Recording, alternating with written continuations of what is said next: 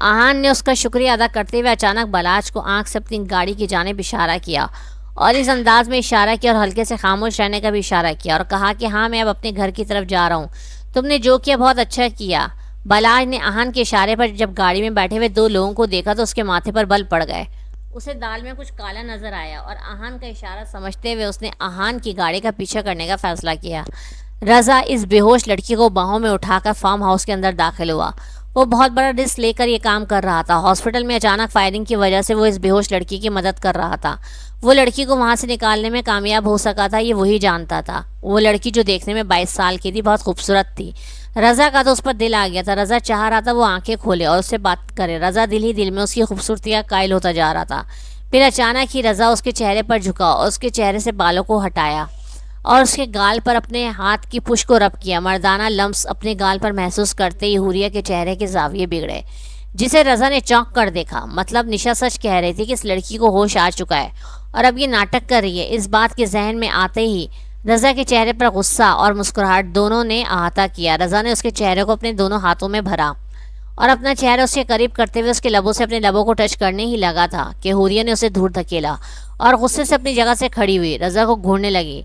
आप इंतहाई बेशरम इंसान हैं। एक लड़की का बेहोशी में नाजायज़ फ़ायदा उठा रहे थे। वो गुस्से से चीखी तो रज़ा को भी गुस्सा आया। अपनी ज़बान को काबू में रखो लड़की, तुम्हारी मदद में मैं और मेरा दोस्त कितनी बड़ी मुश्किल में फंस गए हैं।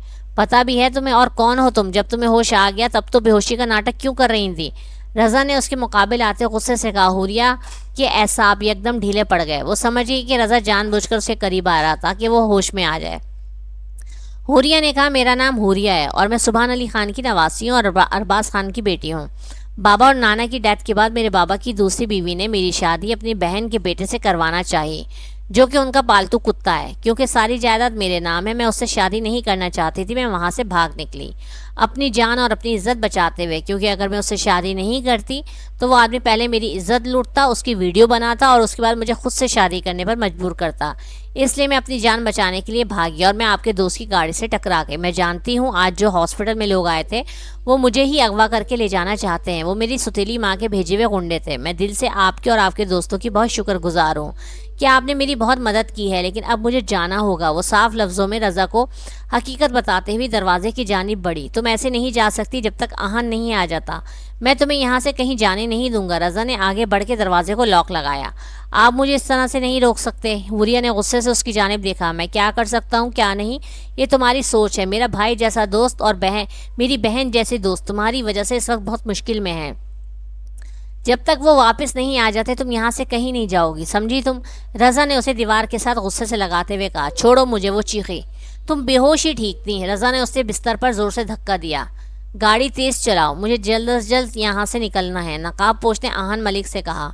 आहान बिल्कुल खामोशी से गाड़ी चला रहा था। निशा उसके कब्जे में थी, इस वजह से आहान कोई हरकत नहीं करना चाहता था जिसकी वजह से निशा की जान को खतरा होता। और अभी निशा अपने होशो हवास में भी नहीं थी। फिर अचानक थोड़ी देर में निशा अपने होशो आवाज़ में आने लगी और अपने आप को नकाब पोश से छुड़ाने लगी। नकाब पोश ने निशा को धमकी दी, अगर तुम हिली तो ये चाकू तुम्हारी गर्दन पर फेर दूंगा।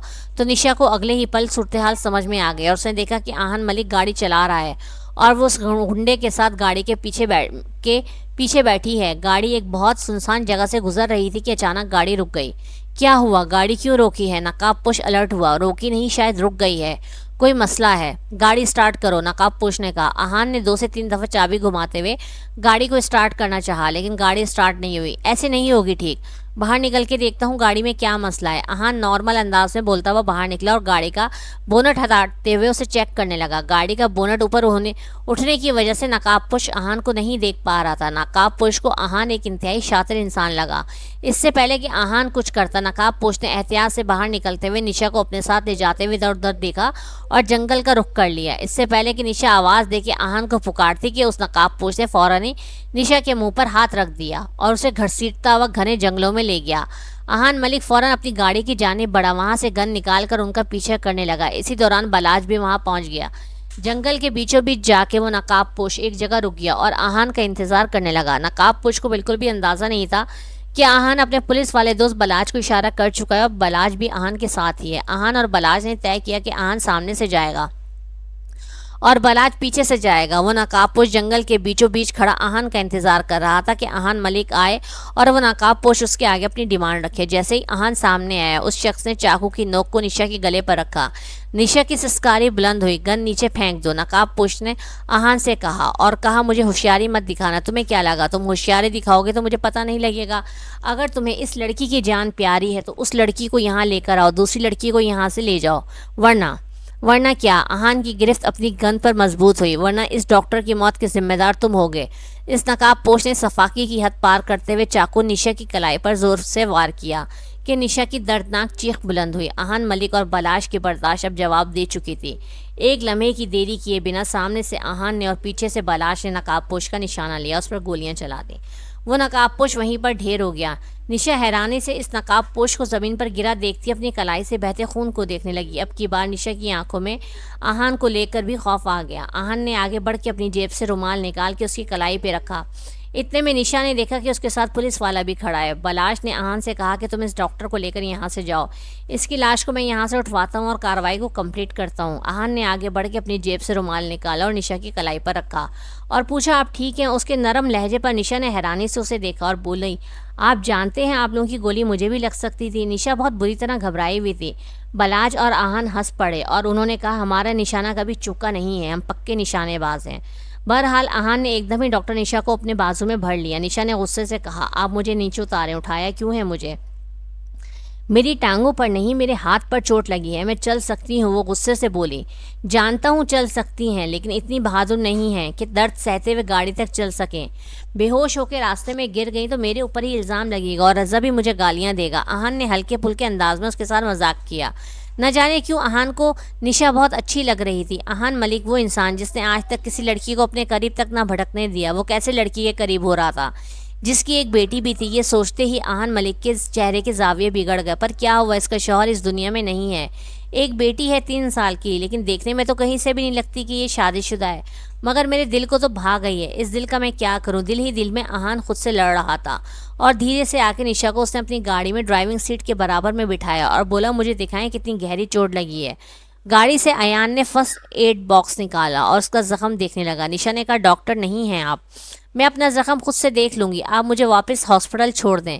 مجھے نہیں لگتا آپ کو ہاسپٹل جانا چاہیے، میرے خیال سے اب آپ کو گھر جانا چاہیے۔ اگر آپ اپنی کلائی کی بینڈیج خود کر سکتی ہیں تو کر لیں۔ آہن نے گاڑی کو آگے بڑھاتے ہوئے سیدھے سادے الفاظ میں کہا ہاں واقعی دیر ہو گئی ہے اور میری بیٹی میرا انتظار کر رہی ہوگی۔ اس کے جواب پر آہن ایک دم خاموش ہو گیا۔ مجھے اپنے گھر کا ایڈریس بتائیں، میں آپ کو آپ کے گھر چھوڑ دوں گا، آہن نے کافی دیر کے بعد اس سے پوچھا۔ تو نشا نے آہن کو اپنے گھر کا ایڈریس بتایا۔ آپ کے شوہر کا انتقال کیسے ہوا؟ اچانک سے آہن کے منہ سے سوال نکلا۔ یہ سوال نشا کو چونکا گیا۔ آپ سے کس نے کہا کہ میرے شوہر کا انتقال ہو گیا ہے؟ ماتھے پر بل ڈال کے اس کی جانب دیکھا۔ ابھی کچھ دیر پہلے ہاسپٹل میں آپ ہی نے تو کہا تھا کہ آپ کی 3 سال کی بیٹی ہے، اس کے بابا بھی نہیں ہے اس دنیا میں، صرف آپ اس کا سہارا ہیں، تو میں نے یہی اندازہ لگایا۔ ہاں وہ میری ہی بیٹی ہے، اس کا اس دنیا میں میرے علاوہ کوئی نہیں، لیکن آپ میری ذات میں اتنی دلچسپی کیوں لے رہے ہیں؟ 26 سالہ ڈاکٹر نشا ایک سمجھدار لڑکی تھی۔ آہن ملک اس کو جن نظروں سے دیکھ رہا تھا اور سوالوں کا کیا مقصد تھا وہ اچھی طرح سے سمجھ گئی تھی، اس لیے اب کی بار تھوڑا غصے والے لہجے میں اس نے کہا اور بولی میرا گھر آ گیا ہے، آپ جا سکتے ہیں۔ آہن نے بھی ناگواری سے کہا ہاں آپ کا گھر آ گیا اور آپ کی بیٹی اور آپ کا شوہر آپ کا انتظار کر رہے ہوں گے، آپ کو جانا چاہیے۔ یہ لفظ آہن نے چبا چبا کر بولے اور اس کے ہاتھ بہت مضبوطی سے اسٹیئرنگ پر جمے ہوئے تھے۔ نشا نے سانس لیا اور گاڑی کا دروازہ کھول کر نیچے اتری۔ گھر کی ڈور بیل بجائی تو اماں نے دروازہ کھولا۔ ارے نشا بیٹی تمہاری کلائی پر کیا ہوا؟ اتنا خون بہہ گیا ہے؟ کچھ نہیں نوری اماں، تھوڑی سی چوٹ لگی ہے، اندر چلتے ہیں۔ مگر آہن خود پر قابو نہ رکھ پایا، وہ تکلیف میں تھی، وہ کیسے خود کو اس سے دور رکھ سکتا تھا؟ اس کو چوٹ بھی تو ان کی وجہ سے لگی تھی۔ آہن سانس بھرتا ہوا انتہائی پھرتی سے اس کے پیچھے ہی داخل ہوا۔ اس سے پہلے کہ اماں دروازہ بند کر دیتی اندر داخل ہو گیا۔ کون ہو بھائی؟ تم اندر کیسے آ رہے ہو؟ اماں نے گھبرا کر اسے دیکھا جبکہ نشا نے گھورا۔ آپ گئے نہیں ابھی تک؟ نوری اماں یہی کہتی ہے نا نشا آپ کو برائے مہربانی فرسٹ ایڈ باکس لے آئیں، میں ان کی پٹی کر دوں۔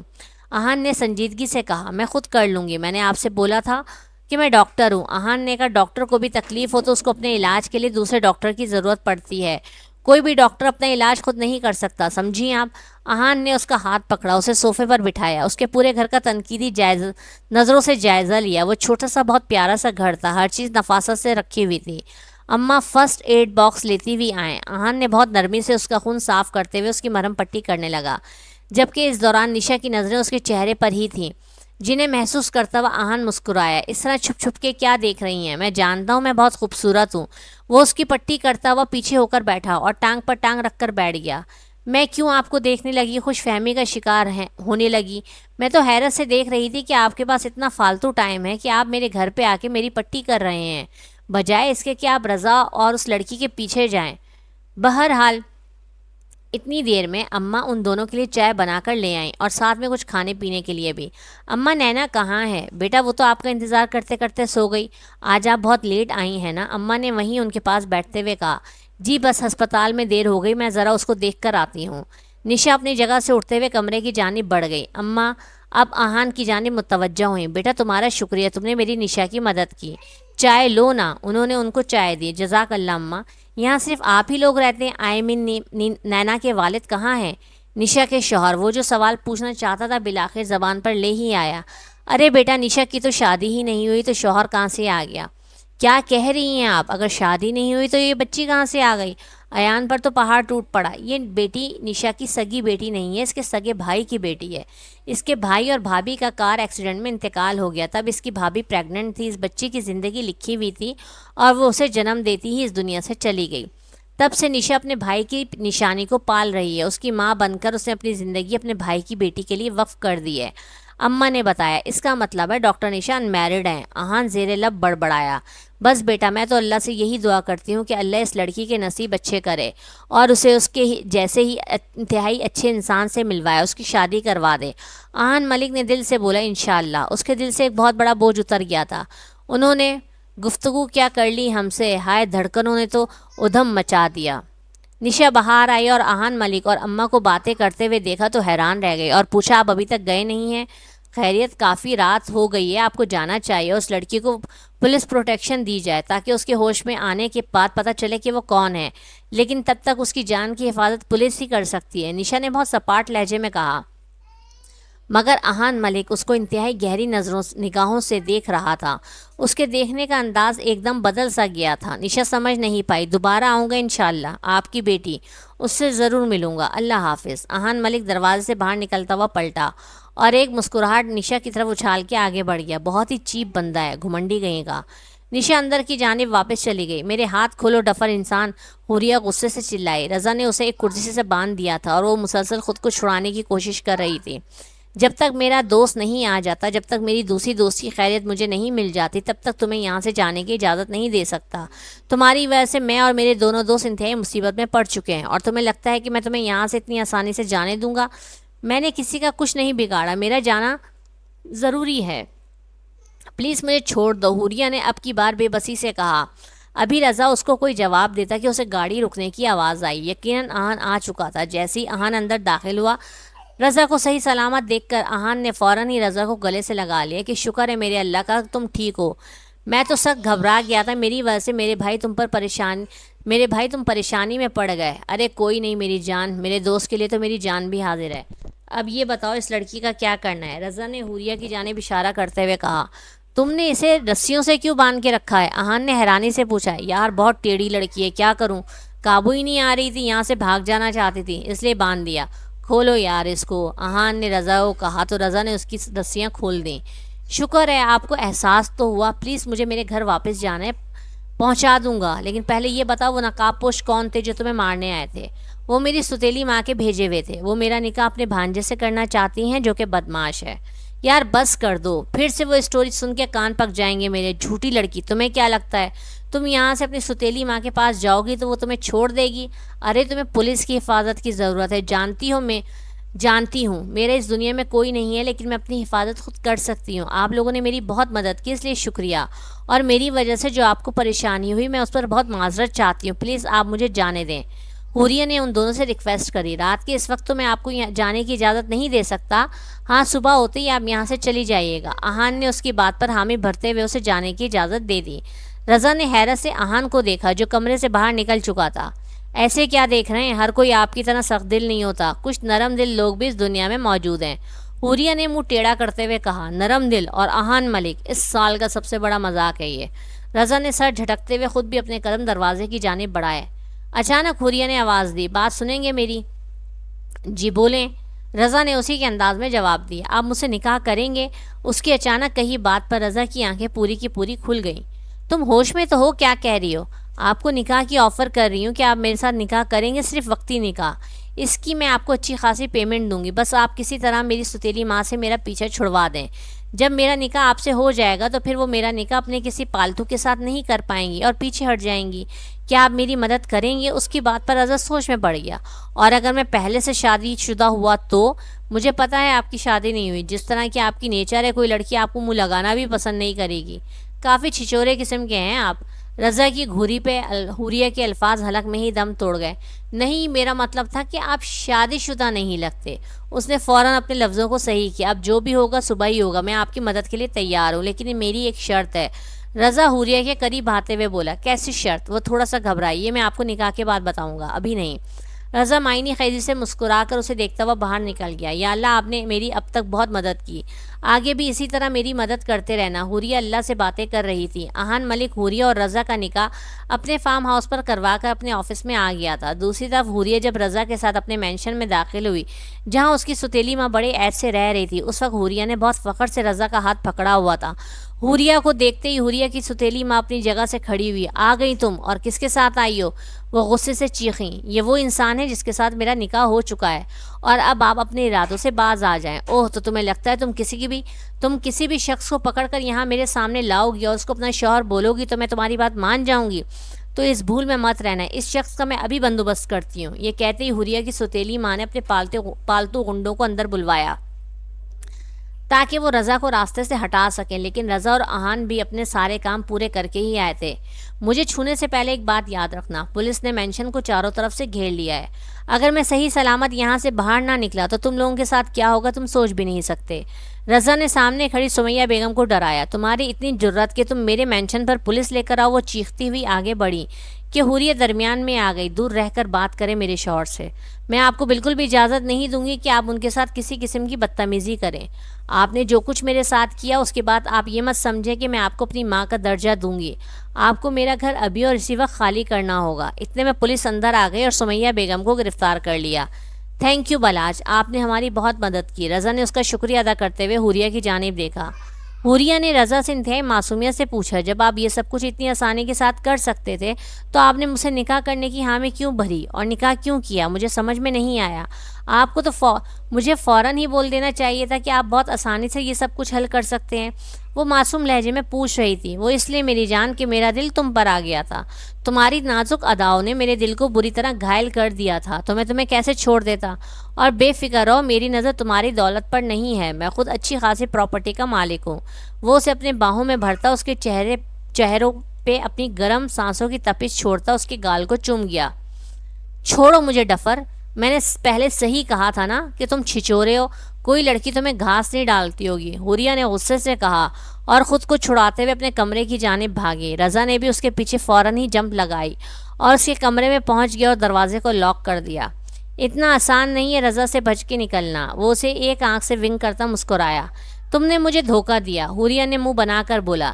رضا نے کہا، پیار اور محبت میں سب جائز ہے۔ اگر میں تم سے بولتا کہ میں سب ہینڈل کر سکتا ہوں تو تم مجھ سے کبھی بھی شادی کی حامی نہیں بھرتی اور تمہیں منانے میں مجھے بہت عرصہ لگ جاتا۔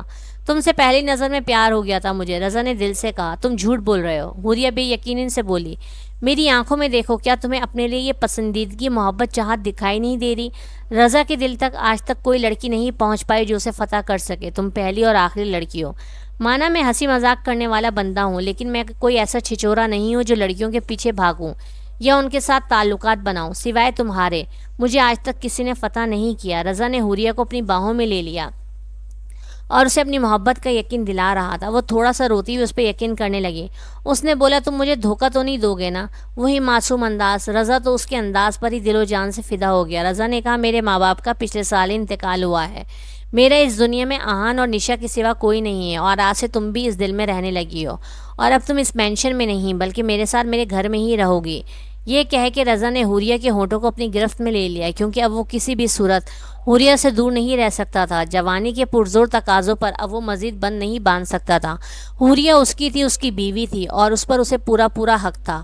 اس لیے وہ حوریہ کو لے کر بستر پر گرا اور اپنے اور اس کے بیچ کے سارے پردے ایک ایک کر کے گراتا چلا گیا۔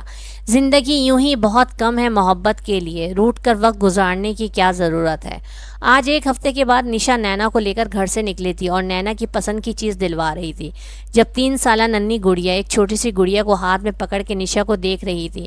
مما مجھے یہ گڑیا لینی ہے، وہ اپنی توتلی زبان میں نشا سے بول رہی تھی تو نشا مسکراتی بولی، بیٹا ابھی لے کے دیتی ہوں، کہ اتنے میں آواز آئی، بیٹا آپ کی مما کی مجھ سے شادی ہو جائے تو میں آپ کو اصل گڑیا لا کر دوں گا۔ اپنے پیچھے سے مردانہ آواز سن کر وہ جھٹکے سے مڑی۔ احان ملک کو اپنی ناک کی سیدھ میں ہی کھڑا دیکھ کر وہ حیران رہ گئی۔ آپ یہاں؟ جی میں یہاں۔ نشا احان کو دیکھ کر حیرت زدہ رہ گئی، کیا بیٹھ کر بات ہو سکتی ہے؟ احان نے نشا سے کہا۔ نشا نے پلٹ کر اپنی بیٹی کو اٹھایا اور مارکیٹ سے باہر آ گئے۔ اب وہ ایک کافی شاپ پر آمنے سامنے بیٹھے ایک دوسرے کو دیکھ رہے تھے۔ کافی پیاری بچی ہے یہ میری بیٹی ہے، نشا نے منہ بنا کر کہا۔ جی بالکل، اور مجھے اس پر کوئی اعتراض بھی نہیں ہے، لیکن میں چاہتا ہوں کہ یہ آپ کی بیٹی ہماری بیٹی بن جائے۔ احان کی بات پر نشا کے ماتھے پر بل پڑے۔ تو آپ مجھے شادی کی آفر کرنے آئے ہیں؟ نشا نے اب کی بار فل فارم میں آتے ہوئے اسے جواب دیا۔ جی مجھے خوشی ہوگی اگر آپ میرا یہ شریفانہ پرپوزل قبول کر لیں گی، تو مجھے آپ میں کوئی انٹرسٹ نہیں ہے، میں اپنی بیٹی کے ساتھ بہت خوش ہوں۔ اتنا کہتے ہوئے نشا اپنی جگہ سے اٹھی۔ نشا میری بات سنیں، آپ کا یہ انداز آپ کو سب سے دور کر دے گا۔ مانا کہ زندگی کی بہت تلخ حقیقتیں آپ نے دیکھی ہیں، لیکن اس کا یہ مطلب نہیں کہ بچے کو پالنے کی خاطر آپ اپنی ذات کو خوشیوں سے محروم کر دیں، اور یہ اللہ کا بھی حکم نہیں ہے۔ میں نے خود آپ کی نظروں میں اپنے لیے چاہت دیکھی ہے، مطلب میں آپ کی نظر کا پہلا پیار ہوں یا نہیں، لیکن اتنا ضرور جانتا ہوں کہ آپ مجھے پسند ضرور کرتی ہیں، اس لیے اس بارے میں سوچیے گا۔ میں یہ وعدہ تو نہیں کرتا کہ میں آپ کی زندگی خوشیوں سے بھر دوں گا، لیکن اتنا ضرور کہوں گا کہ آپ پر اور اپنی نینا پر کبھی کوئی آنچ بھی نہیں آنے دوں گا۔ عادتیں مختلف ہیں ہماری دنیا والوں سے، کم محبت کرتے ہیں پر لاجواب کرتے ہیں۔ اتنا کہہ کر وہ وہاں سے چلا گیا، جبکہ نشا پریشانی سے اپنی گاڑی کی جانب بڑھی۔ وہ دور سے ہی احان کو اپنی گاڑی میں بیٹھتا ہوا دیکھ رہی تھی۔ نشا کا دل کیا کہ اس کو روک لے، پر وہ اتنی جلدی کسی پر اعتبار نہیں کرتی تھی۔ گھر آ کر بھی وہ اسی مشکل میں رہی کہ احان کو کیا جواب دے۔ اماں سے بات کی تو انہوں نے فوراً اس کو ہاں کرنے کے لیے کہا۔ بیٹا اس جیسا انسان اس دنیا میں بہت کم ملتا ہے، اس نے تمہاری مدد کی بنا کسی لالچ کے۔ وہ ایک شریف انسان ہے، اگر شرافت سے وہ ہاتھ بڑھا رہا ہے اور تمہیں اپنی عزت کے ساتھ اپنا کر لے جانا چاہتا ہے تو اس سے بڑی اور کیا بات ہوگی۔ وہ واقعی تم سے محبت کے ساتھ ساتھ تمہاری عزت بھی کرتا ہے، اور یہی اس بات کا ثبوت ہے کہ وہ محبت بعد میں اس سے پہلے تمہیں عزت کے ساتھ رخصت کر کے لے کے جائے گا۔ اس نے تمہارے ساتھ کوئی بدتمیزی بھی نہیں کی۔ اماں کی باتیں نشا کے دل پر لگیں۔ مگر اماں، میری نینا کا کیا ہوگا؟ اللہ ہے نا، کیوں فکر کرتی ہو؟ اور جب تم نے ہی کہا ہے کہ وہ نینا کو بھی اپنانے کو تیار ہے تو پھر کیا مسئلہ ہے بیٹا؟ آگے بڑھو اور خوشیوں کا دامن تھام لو۔ اماں کی باتوں کا اثر تھا کہ نشا نے احان ملک کو ہاں کہہ دی۔ احان کے لیے وہ دن زندگی کا سب سے خوبصورت ترین دن تھا جب نشا اس کے نکاح میں آئی۔ کمرے میں جاتے ہوئے نشا سے زیادہ احان گھبرا رہا تھا۔ وہ واقعی نشا کی دل سے عزت کرتا تھا، اور نشا تو ویسے بھی ایک پوری توپ تھی۔ اپنے اور اس کے بیچ میں گزرے ان لمحوں کو یاد کرتا وہ زیر لب مسکرایا۔ نشا اگر تم اجازت دو تو کیا میں تمہارا ہاتھ تھام لوں؟ اس کے قریب بیٹھتے ہوئے وہ اس سے پوچھ رہا تھا۔ نشا نے مسکراتے ہوئے انکار میں سر ہلایا۔